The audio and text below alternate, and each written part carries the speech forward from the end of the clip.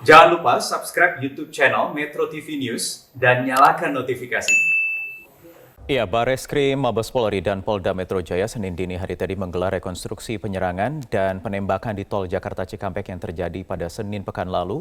Rekonstruksi ini dilakukan di 4 titik atau 4 lokasi yang turut juga menghadirkan Kompolnas. Kami akan bahas hal ini bersama pakar psikologi forensik Reza Indragiri yang sudah bergabung dari luar studio. Mas Reza, selamat sore, apa kabar? Mas Reza, bagaimana Anda melihat proses rekonstruksi yang dini hari tadi dilakukan? Ya, proses rekonstruksi itu menjadi sangat penting karena dari perspektif psikologi forensik, inilah momen ketika keterangan-keterangan lisan yang disampaikan oleh para pihak diadu atau tanda petik dibenturkan dengan fakta di lapangan. Keterangan dari para pihak itu kalau mereka hadir atau lengkap seluruhnya, maka akan ada 3 unsur. Pertama yaitu pelaku, 2 korban, dan yang ketiga adalah saksi. Nah, dalam kasus ini persoalannya adalah pihak yang kemudian meninggal dunia itu tidak bisa dihadirkan. Dan saya juga tidak tahu karena saya tidak berada di lokasi, tidak berada di TKP, saya tidak tahu apakah saksi juga bisa diperoleh atau tidak keterangannya. Tinggal lagi pihak yang dari pihak kepolisian. Nah, mengingat ada 2 versi yang berkembang atau yang lalu lalang di masyarakat, baik itu dari pihak FPI dengan versi dari pihak polisi, maka memang pada akhirnya kita harus bisa memastikan kronologi versi mana yang sungguh-sungguh bisa kita percayai.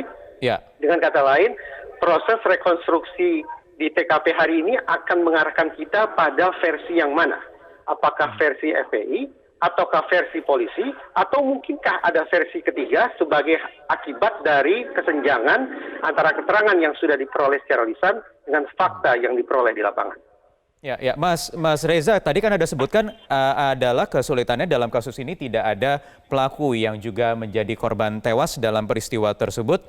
Ini tentu tidak bisa dihadirkan, sementara tidak ada saksi hidup lagi yang berada di peristiwa saat itu, kecuali saksi yang berada agak jauh dari lokasi. Kuncinya apakah artinya masih ada di orang atau tersangka yang saat ini masih dilaporkan buron atau belum menyerahkan diri atau bagaimana? Tadi saya katakan bahwa proses rekonstruksi itu bertitik tolak awalnya dari proses penggalian keterangan dari para pihak. Nah, kajian psikologi forensik sendiri justru ingin mengatakan bahwa yang namanya keterangan yang mengandalkan daya ingat manusia itu sangat-sangat rapuh. Rapuh dalam pengertian mudah terfragmentasi, mudah terpecah belah, dan juga mudah terdistorsi, mudah berbelok kiri, mudah beralih ke kanan. Dengan kata lain, kalau ternyata ada pihak yang tidak bisa dihadirkan, dengan kata lain dari sisi keterangan tidak bisa utuh sempurna dikumpulkan, maka tentu saja para pihak terkait harus bergeser, tidak lagi semata-mata mengandalkan keterangan yang bersumber dari daya ingat, tetapi mencoba untuk menggali, mengeksplorasi dari ketersediaan barang-barang bukti lainnya. Hanya ketersediaan dari barang-barang bukti begitu? Karena supaya ini tidak dianggap subjektif begitu, Mas Reza?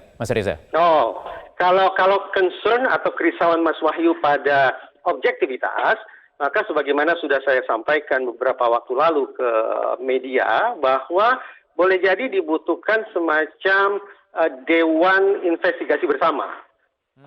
Melakukan review bersama, melakukan investigasi bersama, baik itu representasi negara maupun representasi masyarakat yang terpercaya, untuk sekali lagi ujungnya adalah memastikan kronologi yang mana, rangkaian peristiwa seperti apa yang harus sungguh-sungguh bisa meyakinkan kita tak lain tak bukan, itulah dia kronologi yang sesungguhnya. Perlukah saat ini dibentuk Dewan Investigasi Bersama itu ataukah sama dengan TGPF yang juga sudah mulai diwacanakan, Mas Reza?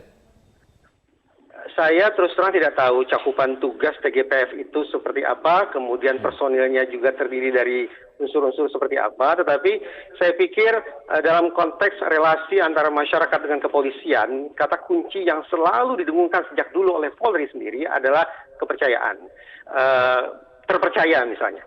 Nah, dalam konteks itu, akuntabilitas Polri saya yakin akan bisa semakin kokoh, akan semakin terjaga apabila tersedia ruang yang memadai bagi semua pihak terkait yang sekaligus berintegritas untuk ikut melakukan investigasi dalam kasus ini. Ya, Dewan Investigasi Bersama itu apakah awam dilakukan? Pernah dilakukan mungkin, Mas? Ada presiden di kasus-kasus yang serupa dengan ini sebelumnya?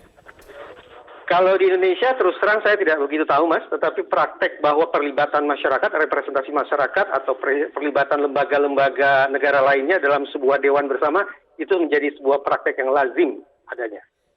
Oke. Kalau di Indonesia ya mungkin belum ada kasus sebelumnya atau peristiwa sebelumnya, siapa saja kira-kira yang bisa dilibatkan, Mas Reza? Kalau sebatas kita bicara tentang lembaga negara, maka talenta bukan menurut saya tadi disebut ada Kompolnas, kemudian Komnas HAM, kemudian juga dari pihak Polri sendiri, kemudian mungkin dari pihak DPR perlu juga, dan tentu saja representasi dari masyarakat. Dan kemudian nanti hasilnya juga bisa dibawa ke persidangan begitu ya untuk melengkapi proses penyidikan yang tengah berjalan di kepolisian, Mas Reza ya?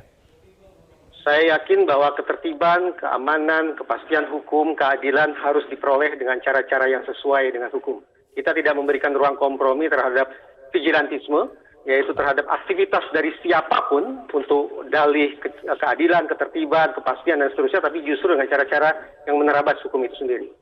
Baik, terima kasih pakar psikologi forensik Mas Reza Indragiri atas waktunya di Metro hari ini.